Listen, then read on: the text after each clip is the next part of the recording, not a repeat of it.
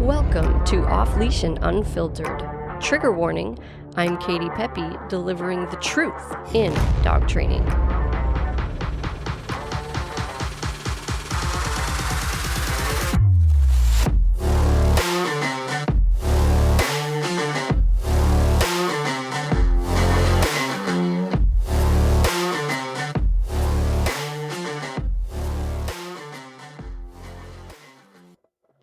Thanks for joining us for another episode of Off Leash and Unfiltered. I'm your host, Katie Pepe, and I own Diamond Canine Dog Training in Biddeford, Maine. We specialize in e-collar training for off-leash obedience and behavior modification, so helping people stop behaviors they don't like, barking, jumping, getting into the trash, and more serious things, leash reactivity, aggression, resource guarding, and we love working with nervous and fearful and anxious dogs as well. We also offer puppy programs, so that's who we are and what we do, and this podcast is just our way of sharing everything we see and do and learn every day with you guys, everything we're doing with the dogs and with our clients, and our hope is you'll get something out of this that will help you with your own dog. So don't forget to hit subscribe to help support the podcast. Let's dive in. All right, today we are talking about punishment, which I know is something we talk about a lot, and the reason we talk about it a lot is because that's just what we see people having the hardest time with. Day in and day out, the questions we're getting from people are related to how do they get their dog to stop doing these behaviors. They've tried everything. They've been working on it for years and sometimes years, and they just don't seem to be able to get it done. And also, we see a lot of people that kind of have the right information, like they're on the right track, but they're making critical mistakes. And so this is just the stuff that we see people having the hardest time with, which makes sense because this is the stuff that you can't find out there. This is the stuff you can't find the information on the internet. Even if you go to trainers, you can't get the information from them. A lot of them don't know. A lot of them just won't tell you because they're afraid it will hurt their image because, you know, it feels mean, it looks mean, it sounds mean, all these things. And they need to uphold this image of being saintly, or they're just afraid. They're afraid of the backlash, so they just don't tell you. But there's just a lot of garbage out there. There's a lot of lies. There's a lot of ignorance, and you can't find this information. And so that's why we talk about it so much. And it's near and dear to my heart, not because I'm some kind of sociopath, but because I was the one struggling at one time. And I remember those days, and I remember crying myself to sleep because I couldn't find these answers and I didn't know what we were going to do. And it was a dangerous situation. And so now that I know, I am determined that I'm going to share this information with everybody else. So the people who are looking for it, the people who want it, the people who are ready for this information, have it. So that's what we're doing today. We're going to talk about that. But today's a little bit different because we're not just talking about how to punish behaviors. I mean, we are, but we're talking about the common pitfalls, the common mistakes that people make, and the reasons why, if they're already trying to punish behaviors, why it's not working. Because that can be very, very frustrating when you finally feel like you get your hands on the right information and you implement it and it doesn't work. And then, you know, what comes out of that oftentimes is people saying, well, corrections don't work, punishment doesn't work. It's like, it does work, but you have to be doing it correctly. So I want to talk today a little bit about those details and what are the pitfalls. So these are things we're discussing with our clients in our hands-on lessons because we give everybody we work with this information. No matter who their dog is, if they're a mostly good, happy-go-lucky dog, if they're a pushy, bratty dog with a lot of bad behaviors, if they're an aggressive dog, if they're just a puppy, it doesn't matter. Everybody gets this information from us because it is so critical if you want to end up with the best version of your dog, right? Everybody should know how to stop behaviors. So I want to talk about what we're talking about in these lessons, where we share the information on how to do that, but then we share the common pitfalls so that our clients can avoid them, and now you guys can avoid them too. So if you've been listening for any length of time, you probably already know how to properly punish and inhibit a behavior. So the way we normally do that is we're going to say no at the moment that behavior occurs or is about to occur.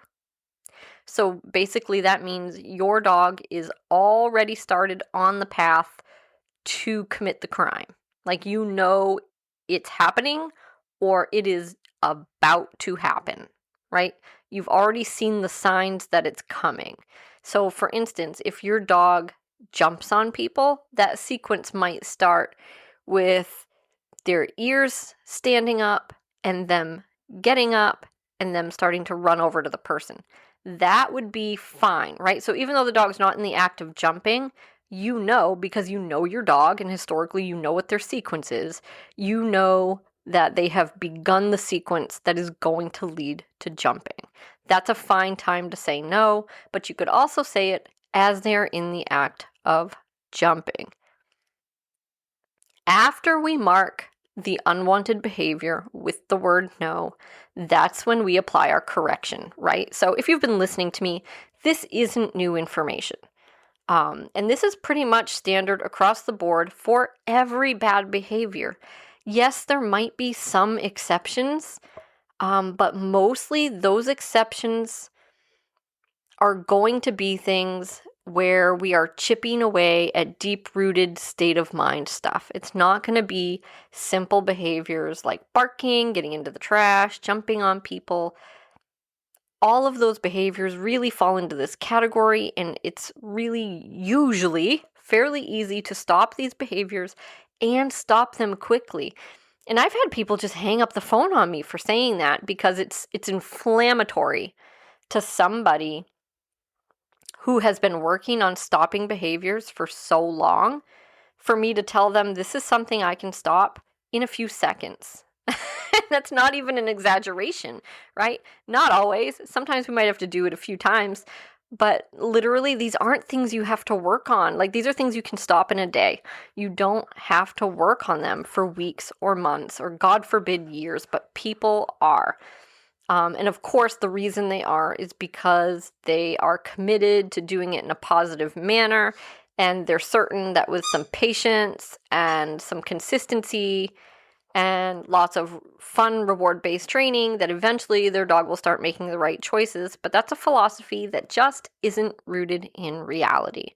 Unfortunately, that would be great. I would love that. But the reality is that will never erase a behavior from being natural to your dog. It just won't. So sure, you can encourage, I have to get the squeaker away from my pug because he's going to cause a problem here. Give me that. Sorry, buddy. And squeaky toys are so loud. The reality is you can encourage your dog to do different behaviors, and you can build some different behaviors through reward and through food, and that's fine, and I don't have any issue with that at all. We do that too, but you're avoiding having the conversation that tells your dog what you don't want them to do. And the only way you're going to successfully achieve that is to attach a negative consequence, like a truly negative consequence, to that behavior. Otherwise, you're just going to get a mixed bag, most likely. Meaning, sometimes your dog will do the behavior you like, and that gets food and a reward, and sometimes they won't. And a lot of times, they'll probably do the behavior that you like, and they'll get the reward, and then they'll just go and default back to doing the other behavior that you don't like. Why? Because it comes naturally. So the other problem is everybody thinks that their dog is just eager to please, and that's just kind of a silly thing to think. I understand what people mean by it, and I'm not trying to make anybody think that their dog is like a bad dog. That's not what I'm saying. But your dog, they just do what comes naturally, right? In that sense, even if you have a happy-go-lucky social dog and you have an aggressive dog that's put holes in people, Your dog is no different from that other dog in the sense that they're both just doing what comes to them naturally, right? And what that is different because of their genetics and possibly learning experiences, but they're both doing what comes naturally to them. It just looks different because the dogs are different, right? But neither one of them are doing things with a motive, like they want to please you or they want to upset you. Like that just isn't happening. So we're giving them a little too much credit. But so if you are trying to stop a simple behavior, we do tell people to mark that behavior with a no, and then after you say no, not at the same time, after you say no, you will provide a high-level negative consequence. So this has to be something that's very high, very meaningful to your dog, but something that does not cause harm, right? Not something that's dangerous, not something that can hurt them, like cause injury, but just something overwhelmingly negative. So an e-collar is the easiest way to do that. The model we use is extremely reliable, consistent, and safe. It's just a very effective, efficient ways of providing a negative consequence. But you could also use a bonker, which is a rolled up cotton towel. It won't hurt your dog. It's just a towel. Or you could also do a leash pop if you wanted to have your dog drag a leash. You would want it to be attached to a prong collar so that when you do pop the leash, you can actually make an impact. He found another squeaker. Oh my God, I gotta go take that one away now. I'm just collecting squeakers. So that when you do deliver that leash pop, it actually is noticeable and meaningful, right? And it has to be a good, firm, snappy pop. So it's a little bit of a learning curve sometimes for folks. It's a bit of an art to deliver a good leash pop. But those are kind of some common options. And there are some other things you can do too. But those are our favorite. Those means of correction tend to be very doable and very effective. And if done properly, they will stick long term. So we find like noisemakers and spray bottles, even if they work in the moment, they don't tend to create long-term change for a lot of dogs. But that's just our experience. Every dog is different. There certainly are some dogs that might just absolutely positively despise water or a certain sound so much that it sticks forever. So you have to do what works for your dog. But again, you want to do something safe that isn't going to cause any harm, but yet something that is overwhelmingly negative. And you don't want to do that at the same time you say no. That's a very common mistake. So that's number 1 on my list. Oh, I got to go get that squeaker. Hey. Find something else to play with. My goodness. So you don't want to correct your dog at the same time as saying no. The reason that's important is because we want these two things to become connected. And so if you do them at the same time simultaneously, they do not become connected. So the way your dog forms associations are sequentially. So it's important that the no comes first and then the correction comes afterwards. So you could even get into the habit to make sure you do that because it's very unnatural. You could get into the habit of saying no and then actually counting to 2 or 3 before you provide the correction, which is going to lead me into problem number 2.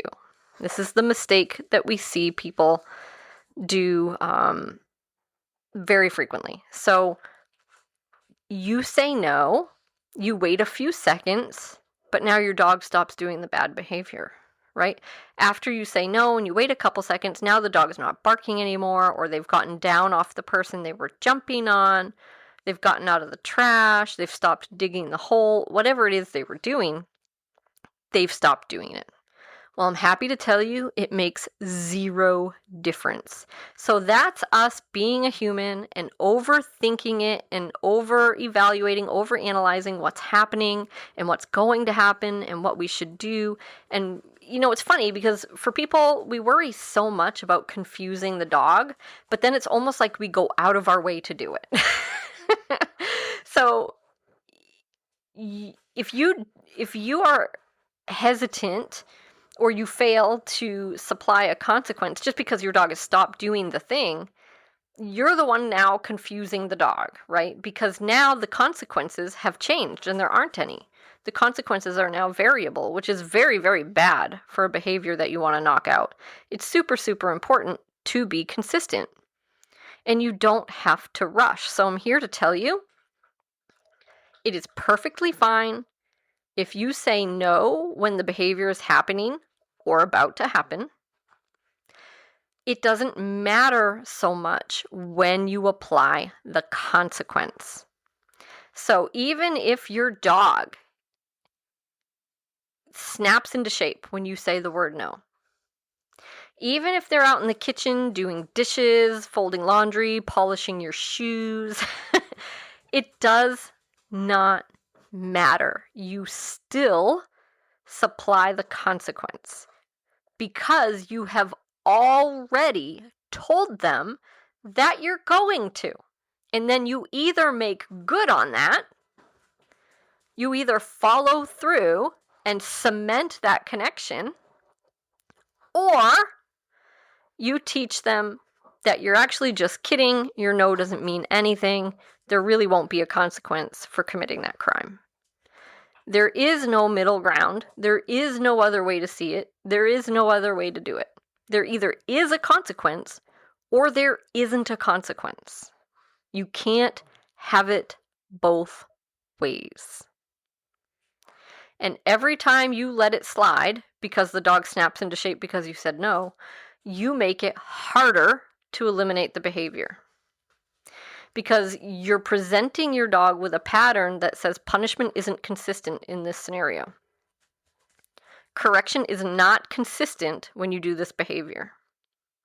Because no is not a correction. It's just a noise. It's a marker. It tells your dog the correction is going to come. And then, if you don't do it, what are we even doing? Right? So once you do the crime, you gotta do the time. And the delay doesn't matter. Yes, there is a limit in there somewhere as to like, will your dog connect the consequence to the behavior? But don't worry about that too much because let's just say in that moment your dog isn't sure, right? Let's say you say no and then it takes you like 10 or 15 seconds to supply a consequence. The first time that happens, they might not make the connection, but after a few times, they will.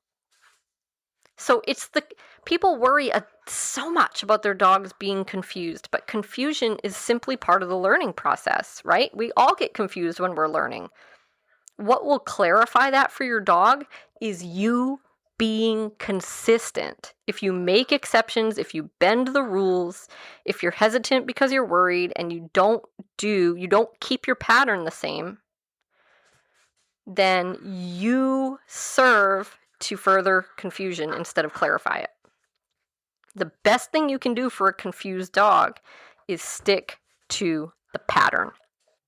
Can't get enough of this dog training stuff? Well, I have great news. We're going to start offering an inexpensive paid subscription where you can get access to our new exciting bonus content. It's just one more way that you can help support the podcast. But even if you can't do that, just leaving us a review and hitting subscribe is hugely appreciated. And of course, don't forget to tell your friends about the podcast because you and I know they have issues with their dogs. And this way, they won't have to get mad at you for saying it because I'm saying it. Thank you for being here, guys, and thank you for your support. Period. Consistency. Right? But all of our human emotions and overanalyzation gets in the way of that. So once your dog commits the behavior and you've said no, you should then follow up with the consequence, even if you have to take a minute and go get whatever tool it is that you're using. If you have to go into another room and get it, that's okay. If your dog is being good by the time you come back, that's okay. You still supply the consequence because you have to stick to the pattern. Otherwise, if you don't, and of course we see this all the time because so many of our clients make this mistake in the beginning, if you don't, your dog now says, aha, loophole.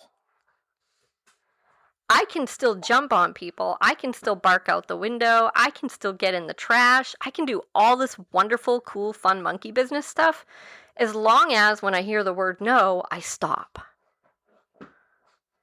And then I'm safe. Nothing happens. There's no consequence. Like the sky never falls. Right? And then in 5 minutes, I can go back and do it all over again. Because why not?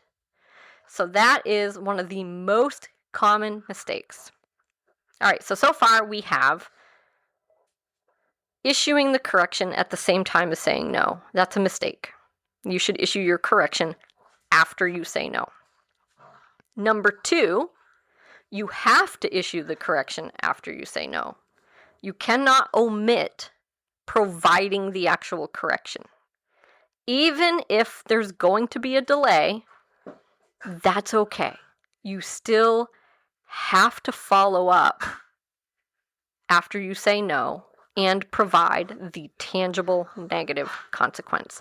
There are no exceptions to that. And so if you start making exceptions to that, you will provide your dog with a pattern that will make it take a lot longer to inhibit the behavior, and you may never inhibit the behavior, right? So you have to follow through 100% of the time. And for all the talk we hear about consistency, that should be an easy one. So don't worry, your dog will put together what no means, right? And so a lot of times we tell people, teach your dog what no means before that even happens.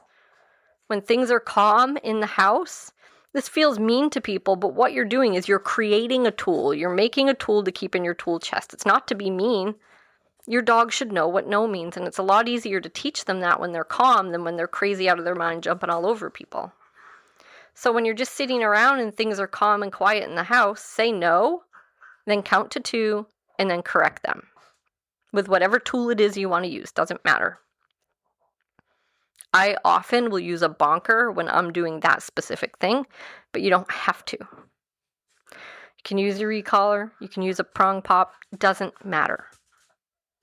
Just do that a couple times. You don't have to do it 100 times, just once or twice. So your dog goes, oh, I hear the word no, then there's a correction. Right? So now they already know what no means, and then you can start putting it into action with their behavior. And the more you do this with various behaviors, right, because your dog probably has more than one bad behavior, the more cemented the pattern becomes. And they're going to get very adept at it, and so are you. So if I say N-O to my dogs, they will kind of scrunch down, making themselves small. They might close their eyes. They might go hide under a chair because they know there's going to be a correction. And they don't necessarily know what form it's going to come in because I use them all. But they know for a fact there will be a correction, right? Because that is the association that I have worked to build with my dogs. And I don't make exceptions. I don't bend the rules. I don't worry about them being confused because if I do that, I know I will create confusion. I'm very, very consistent. And that tool can help you in other ways that maybe we'll get into today, but maybe not. But your dog knowing what no means is huge and can be a lifesaver. Because it can stop behaviors from occurring before they even occur or as they're about to occur. You know, before you've even supplied the correction. And you're still going to supply it, right? But if you can stop a behavior with a single word, just like that, think about the magic that could be in a truly dangerous situation. If your dog is about to run out into the road, if your dog is about to run up to an aggressive dog, any of these things. If your dog is about to eat medication off the floor that you just dropped. So I can think of 1,000 scenarios, right? And you say N-O, and your dog freezes and stops what they're doing. That's a tool most people don't have. Huge. Third mistake.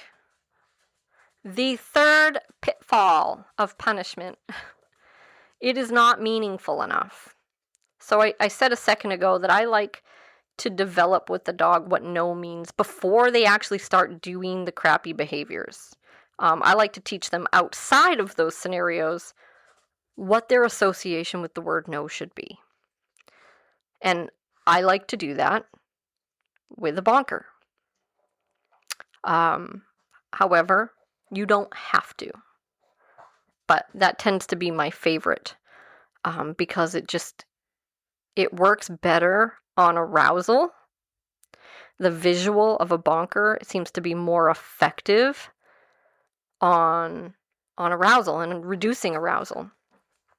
So then when my dog is all amped up and super crazy, if I say the word no, it's going to be that memory that comes back and brings that arousal down really, really quickly. And I like that. However, you don't have to. But here is the mistake that people make. They teach the dog that no means there will be a negative consequence. Kind of. Right? So people are afraid of it, and that's natural and normal. That makes you human. However, if you're squeamish, if you're afraid of it, you risk desensitizing your dog to any and all of this stuff, right? And then you're only making it harder on yourself because you'll have to up your intensity continually, and you'll have to be correcting your dog continually, and nobody wants to do that. I wouldn't want to do that either. So we see that a lot with the bonker, right?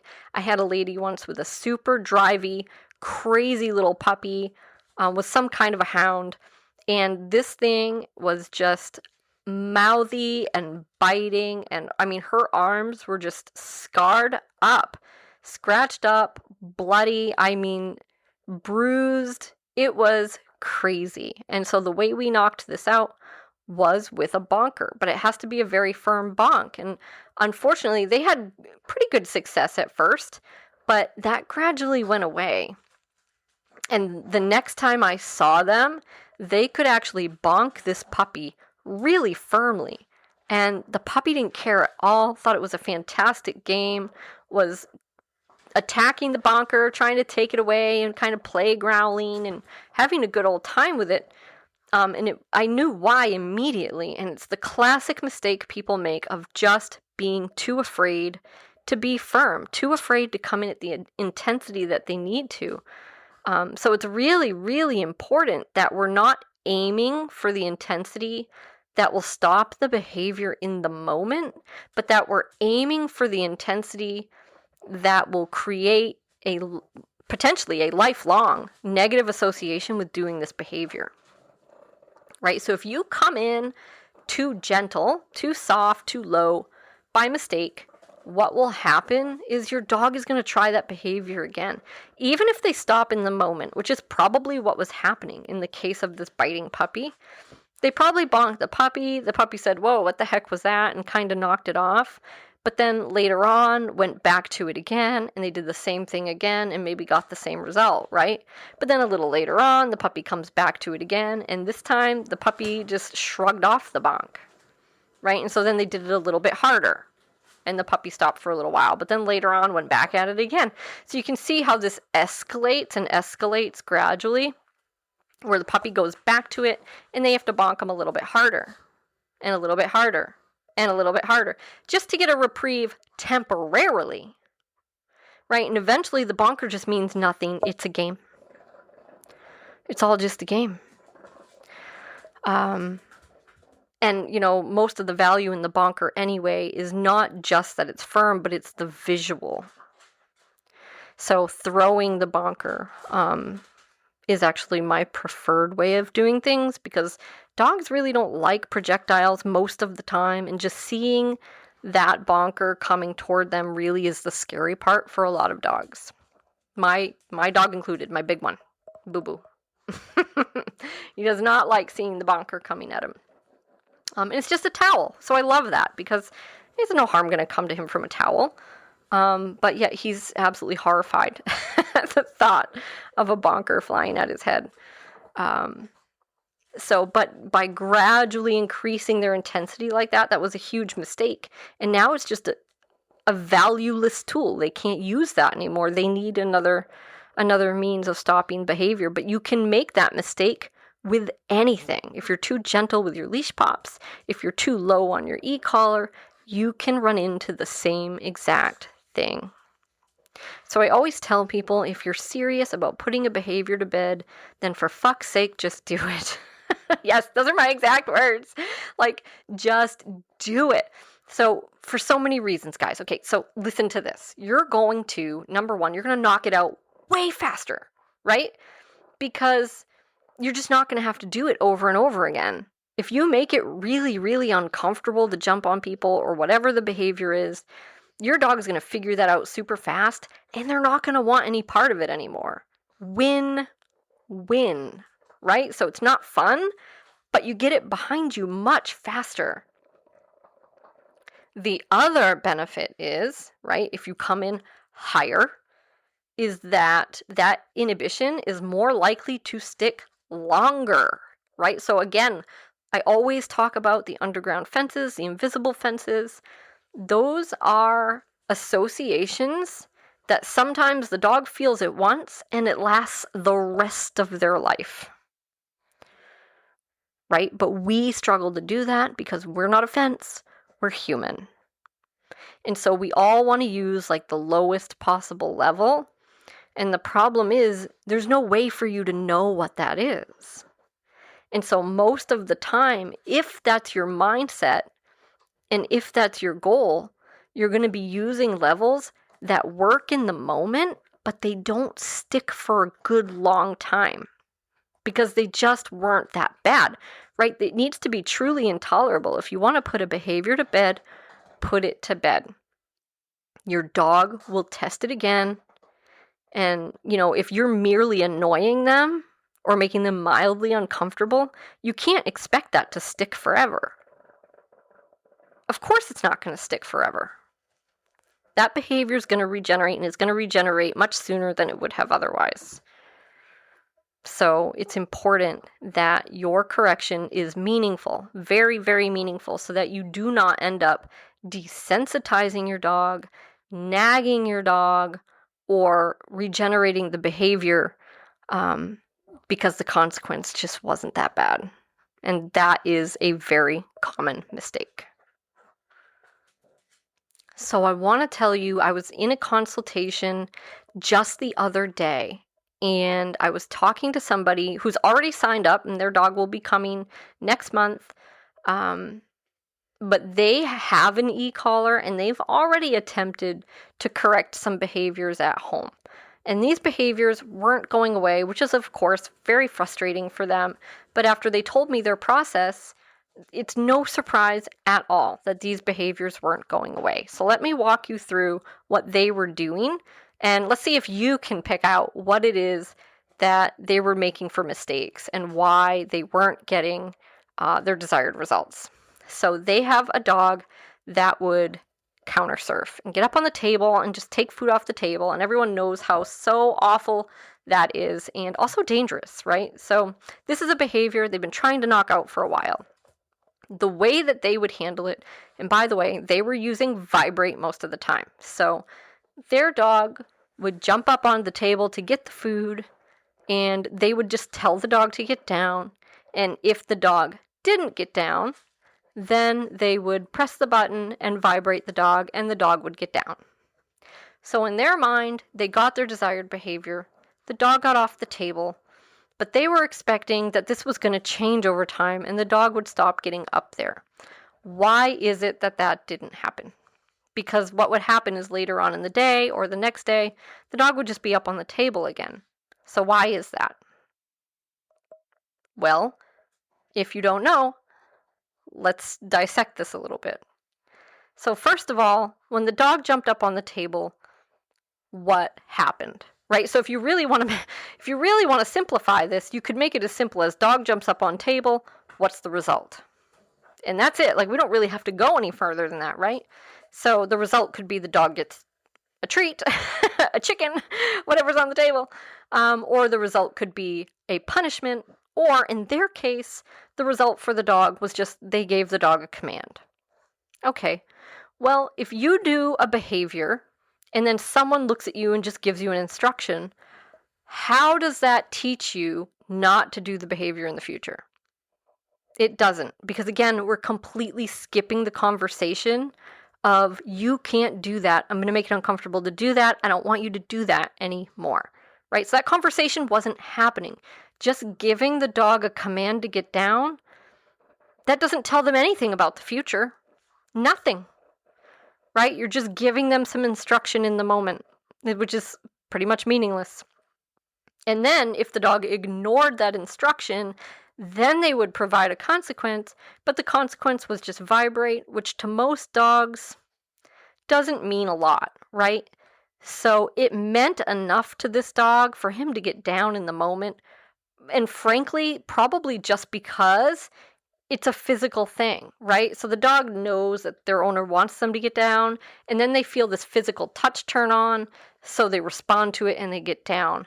But there was no moment during that whole sequence where the dog said, holy shit, I won't get up there anymore. Right? And that is, I'm sorry, but to be frank, like that is what you need. Like that's where we're going with this. And that just wasn't happening. That conversation wasn't happening. That consequence wasn't happening.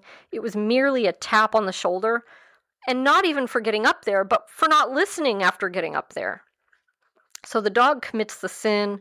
We're just giving him some instruction, and he's choosing to ignore the instruction. So now we really have two infractions, right? The dog's jumping up on the counter, and they're ignoring our direction. And then we just tapped him on the shoulder. And that would be just the bare minimum for us to be able to get what we're asking for in the moment, but it will do nothing for the long term. And that was exactly what they were experiencing. They were just going through this whole cycle and this whole process every single day. And as a reminder, this seems like a good time to insert this tidbit. You should never need a command to prevent your dog from doing a bad behavior or to get your dog out of doing a bad behavior. If your dog's jumping on someone, getting in the trash, getting on the table, you shouldn't need to give your dog an instruction.